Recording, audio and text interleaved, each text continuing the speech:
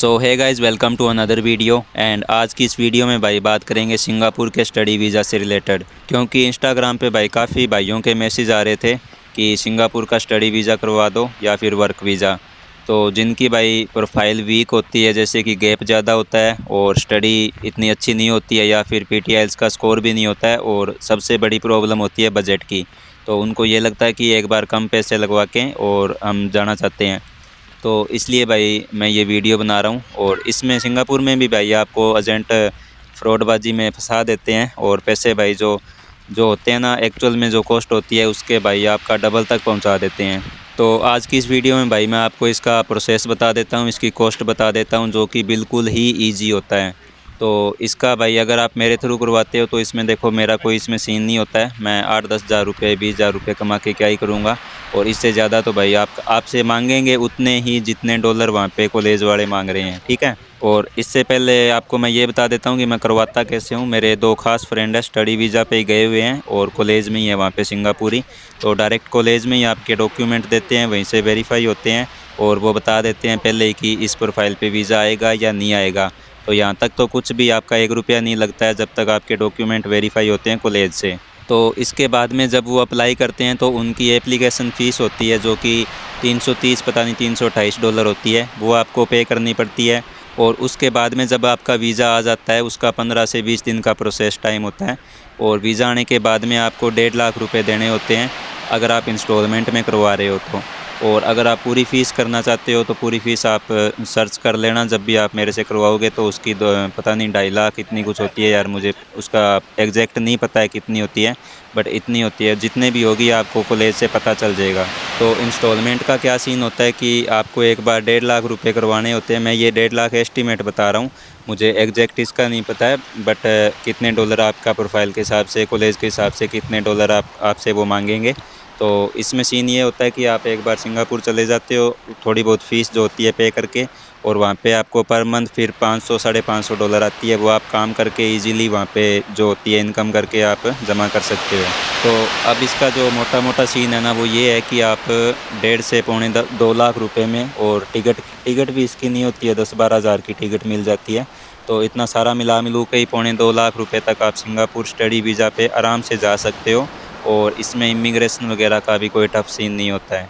तो ये होता है भाई इसका सिंपल सा प्रोसेस। और इंडिया में आप जाओगे कोई एजेंट के पास तो आपसे लगभग 4.5-5 लाख रुपए तक वो पहुंचा देगा। इससे ऊपर ही ले जाएगा भाई, इससे नीचे वाले तो कम ही मिलेंगे। और जब बात पहुंच जाती है भाई 5 लाख रुपए तक, फिर आपको यूरोप भी याद आता है कि यार इतने में तो यूरोप का हो जाएगा, कोई अच्छी कंट्री का। तो ये सीन चलता रहता है भाई, लोग इसी वजह से डबल माइंड होके बैठे रहते हैं। और सिंगापुर का मैं क्यों बोल रहा हूँ भाई, मुझे पता है आपकी भी जो ड्रीम कंट्री है कनाडा ऑस्ट्रेलिया वही होगी। तो डायरेक्ट उनका नहीं हो रहा है तो एक बार आपको जाना चाहिए। ऐसे नहीं है कि यहाँ पे बैठे बैठे आप कोई एजेंटों को पैसे लुटा रहे हो, टाइम भी आपका जो है वो बर्बाद कर रहे हो। और जो मेरे फ्रेंड थे भाई सिंगापुर में बैठे हैं अभी, तो उनकी भी ड्रीम कंट्री भाई ऑस्ट्रेलिया ही है। और इनफैक्ट उनके पास भाई स्कोर भी था, 6.5 बैंड थे एक के पास, और एक के पास 7 बैंड थे PT में। बट उन्होंने भाई रिस्क नहीं लिया, अपने 2-2.5 लाख रुपए लगा के सिंगापुर चले गए।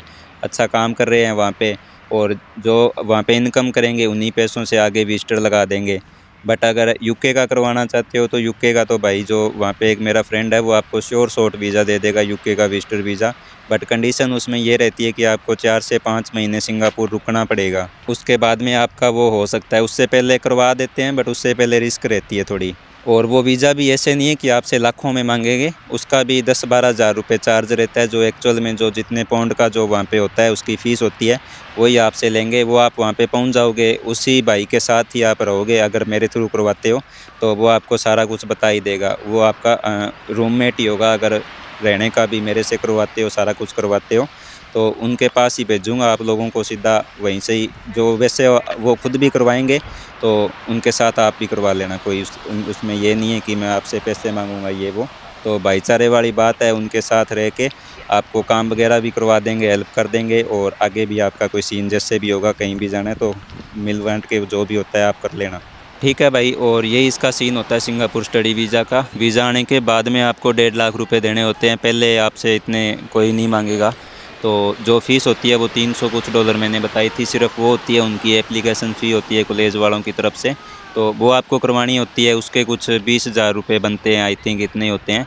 तो वो आप देख लेना सिंगापुर का क्या डॉलर का रेट है अभी आज के टाइम में, जब भी आप करवाते हो उस टाइम में क्या चल रहा होगा, उस हिसाब से आपको पे करना है। और बाकी के जो भी होते हैं, चाहे आप इंस्टॉलमेंट में करवा रहे हो, पूरी फ़ीस करवा रहे हो, वो सारा जब आपका वीज़ा अप्रूव होकर आपके हाथ में आ जाएगा उसके बाद में करवानी होती है।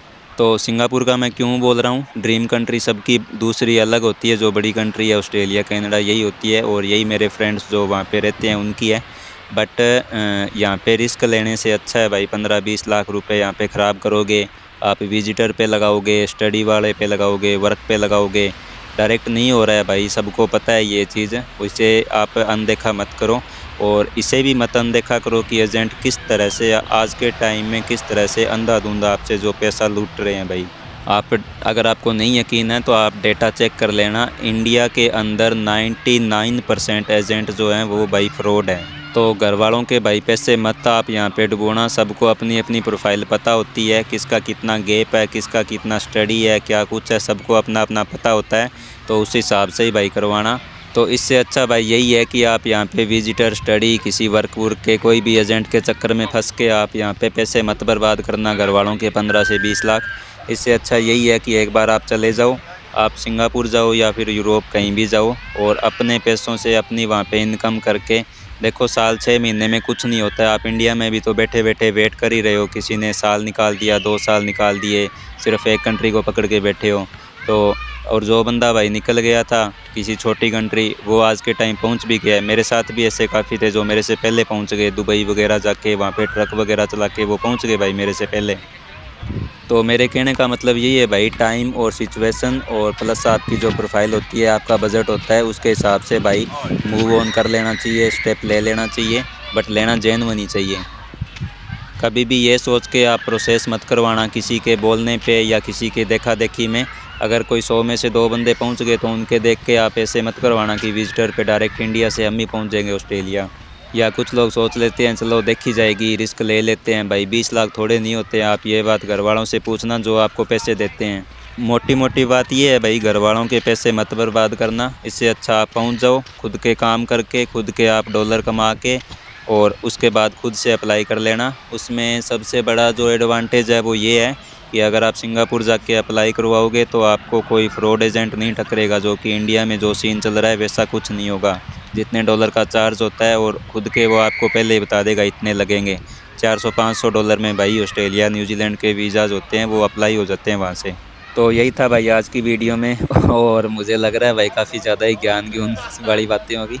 चलो ज्ञान वाली तो नहीं, बट आजकल यार ऐसे हो रखा है, थोड़ी थिंकिंग वगैरह लोगों की, जो आसपास में माहौल भी ऐसा ही हो रखा है। अभी क्या कर सकते हैं, बट बंदे को खुद पे एक तो ट्रस्ट होना चाहिए, और दूसरा भाई जो आप खुद का माइंड है उसको कंट्रोल में रख के सारी चीज़ें करनी चाहिए, और घर वालों की तरफ भी भाई सोच के ही करवाना चाहिए। ठीक है, तो मिलते हैं भाई अगली वीडियो में। और जो ऑस्ट्रेलिया वाला भाई वो अपडेट था वो थोड़ा डिले हो गया, वो मैं चलो सोच रहा हूँ भाई मैं वीडियो बना दूंगा उस पर। तो उसका सीन क्या था, स्टडी वीज़ा जो स्टूडेंट वीज़ा होता है ऑस्ट्रेलिया का, उसमें जो पहले जो फंड वगैरह होते थे उसको इंक्रीज़ कर दिया, जैसे कि कनाडा की GIC इंक्रीज़ हुई थी, वही कुछ सीन हुआ है। तो उसका मैं बता दूंगा चलो आपको जल्दी से जल्दी वीडियो बना के। और वीडियो अच्छी लगी तो भाई लाइक कर देना, और चैनल को कर लेना सब्सक्राइब ऐसी और अच्छी वीडियोज़ के लिए।